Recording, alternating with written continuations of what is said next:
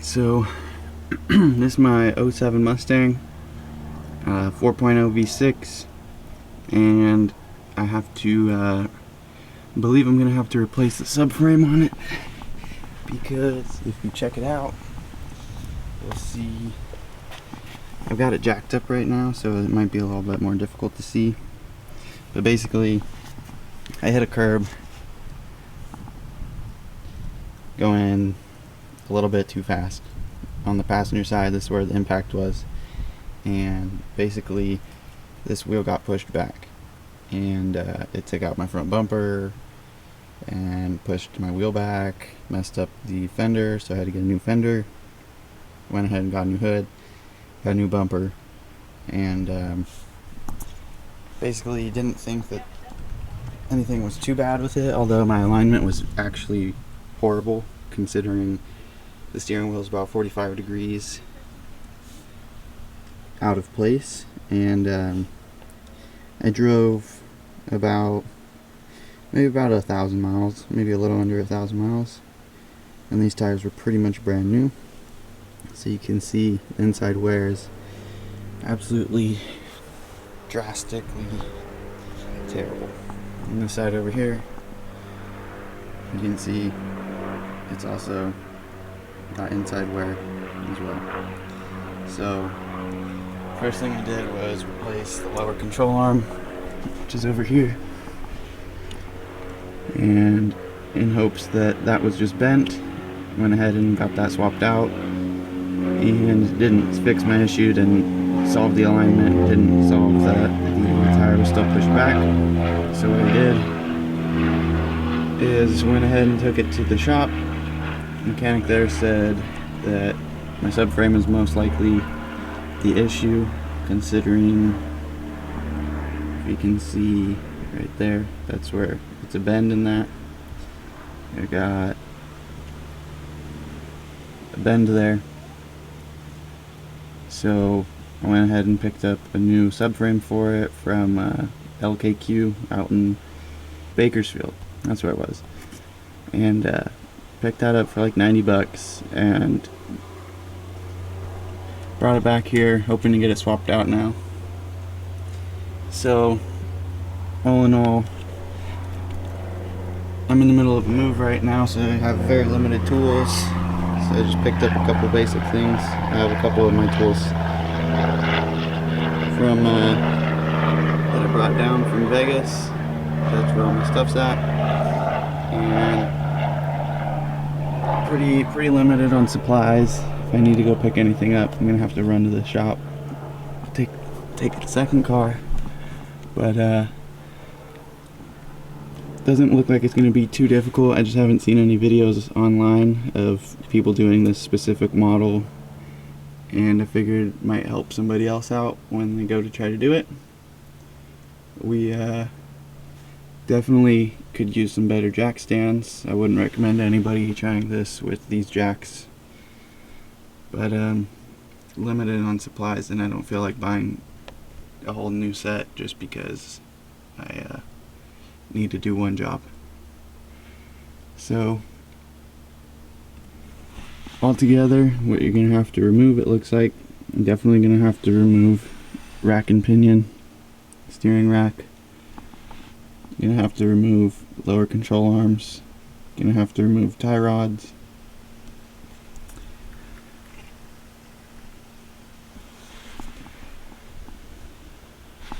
There's a couple of body mount bolts back here. Those need to be removed. Those bolts there, they have to be removed. There's supposed to be a brace going from this side to that side, and it's clearly missing, so I'm gonna have to pick one of those up one of these days. I'm gonna have to remove the engine mounts right there, another one over here,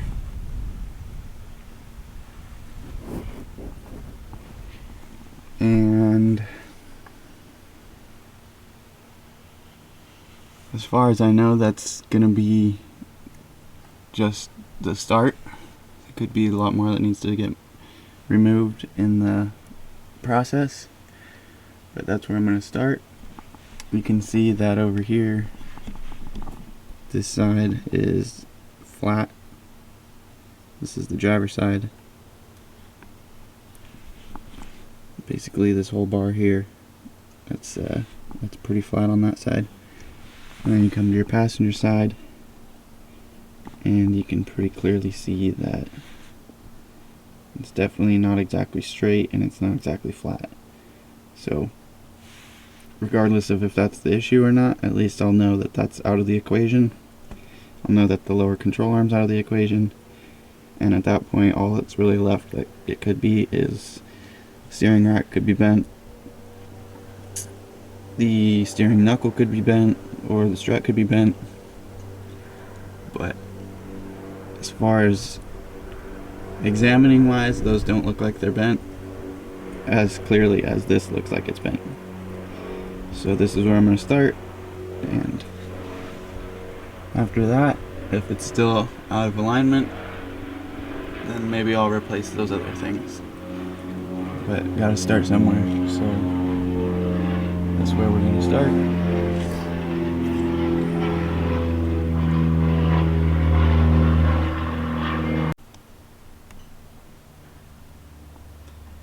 Right there, that's the one of the support members. It's supposed to go across. And this is the driver's side. You can see that it's pretty parallel with the bottom of the car, and you come across here and you can see one of these pointed down. Let me get a flashlight on.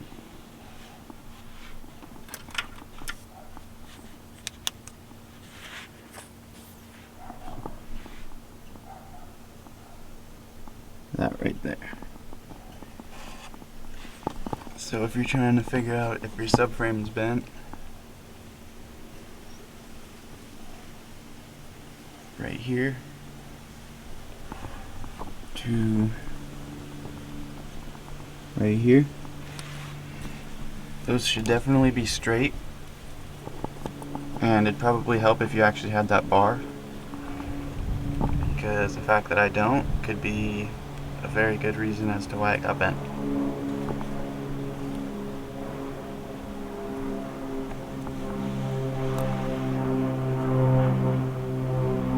You can definitely tell when you look at it, something's not right.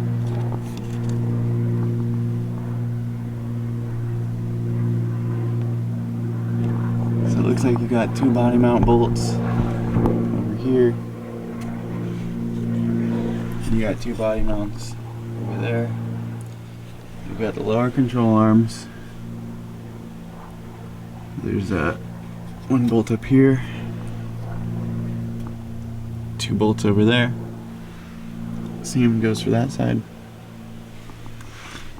And when you get those two, or these three pulled out, there's a possibility you might be able to swing your control arm out of the way. But if you can't, which I'm not exactly sure if I'm going to be able to, you're going to have to remove your lower ball joint so you can get this to swing out. And basically, since your steering rack connects to it, your tie rod here, you're going to need to pull that out as well. That's why I've got some specialty tools. Some people are able to wail on it with a hammer and it drops out. Some people, you're able to loosen the nut up and it drops out. But I'd rather have the tools and not need it than need the tools and not have it. So that's what I'm gonna get started on. And as far as support goes, I picked this up from Harbor Freight. It was 80 bucks. You're gonna need that because when you loosen up all those subframe bolts, that's where your engine mounts are mounted to, so you need to support the engine from the top.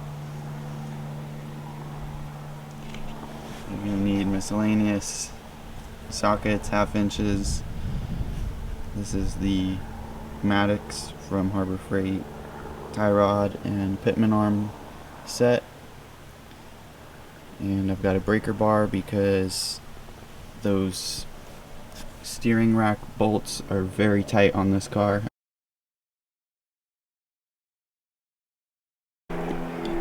Alright, so this is what it looks like with your engine brace in, engine support.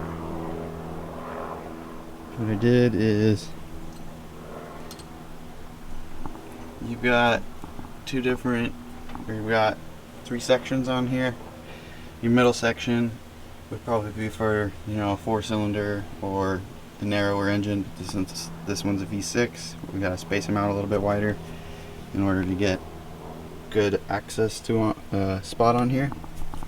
So basically I went around the engine mounts down there, and since I have to remove them because they mount to the subframe, what I'm going to do here is remove this bolt here, and there's another bolt back there. I'm going to leave that top bolt on there so that this chain can't slide off, and hopefully when I remove those two, this whole engine mount comes up all together, just enough that I can drop the subframe out and line up the new one with these holes.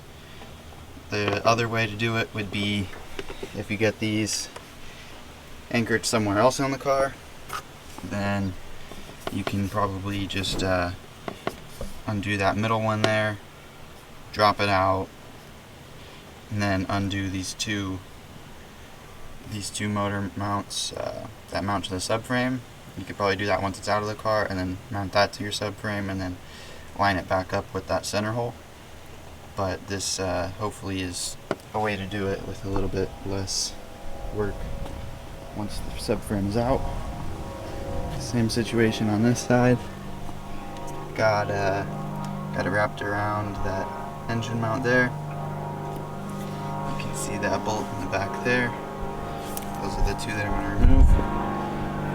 These are just there to support it. Not there to lift the engine out of the car, just there to support it so that when you do drop that subframe out, it's got some type of support in there, since that subframe is going to be your main support system. Next, I'm going to go ahead and get these wheels removed, start getting the suspension off, and check back in once we get that far. Alright, checking back in. So far, been here about 2 hours. Number one pain in the ass so far was getting the tie rod, not the tie rod, but the steering rack bolts out. So if you can see here, I just have the bolts in, I put them in this way because I don't want to lose them. That nut is welded on there. So the only way to get that bolt out is through the top, and I don't have any of my ratcheting wrenches with me, so I literally had to use an 18 and go back and forth because there's not enough clearance up there to get it out. Right there. That's your steering shaft assembly that goes into your steering rack. I went ahead and loosened up that bolt there on the bottom just before it goes into there. So that way when I pull the steering rack out, it just slides out of that assembly there. Upon removing the rack assembly and loosening those things up, I already had a leak up here, like a residual leak, and it's starting to come out, like run down the side here just a little bit, a little drip. So if you're doing this on your driveway, just be careful. We've got a blanket out here, so hopefully that catches the majority of it. But I'm thinking that's possibly a gasket that runs into from those power steering lines into the top of the rack, and since I've got it loosened up and they're hard lines, it's probably putting some flex on it. That's just my guess, and I'll get that taken care of once I get the subframe swapped out, but for now that's going to be alright. Next thing was getting the tie rod ends removed. I got both of those removed. So all that consisted of was this one here. It's the number 3, and you can see in here, number 3, Pitman arm, tie rod end puller. Basically, just wraps around here, presses on this, pushes it down through. Now my lower control arm is next, and I'm going to try removing the 2 that are on the subframe there, because those have to come off anyways. When I'm putting in the new subframe, that's where they're going to be mounting. I'm more than likely going to have to remove this lower control arm ball joint here, but I'll cross that bridge when I get there if this doesn't give me enough clearance to drop down or do a little bit of maneuvering to get it out. So the steering rack is completely loose right now.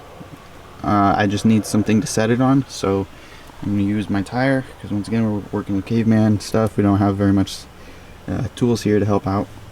I'm going to go ahead and hope that that tire is wide enough that it can just set on there without causing too many issues, and just kind of hold it out of the way for now. After that, I'm going to attack the lower control arms and see what else is bolted on there, but that should be the majority of everything, but I'll come back to you once I get that done. Okay, so here's that steering assembly that I got removed. Right there. It's just, it dropped down, so it's sitting right there. And I got these lower control arm bolts out. And let me show you how these are set up in here. So on this driver's side, this flange was on the bottom here, and that made getting it out real difficult because I couldn't fit my impact in here, so I just had to caveman wrench it off, and little bit by little bit, and eventually it came off. Same thing with the other side. There's 2 bolts on this one and 1 bolt going through right there. So 1 bolt there, 2 bolts here. On the other side, I already replaced this lower control arm, and when I did it, I went ahead and put that bolt with the flange on the top, because regardless, it's going to not interfere with anything. It's not like it's going to rub on the tire.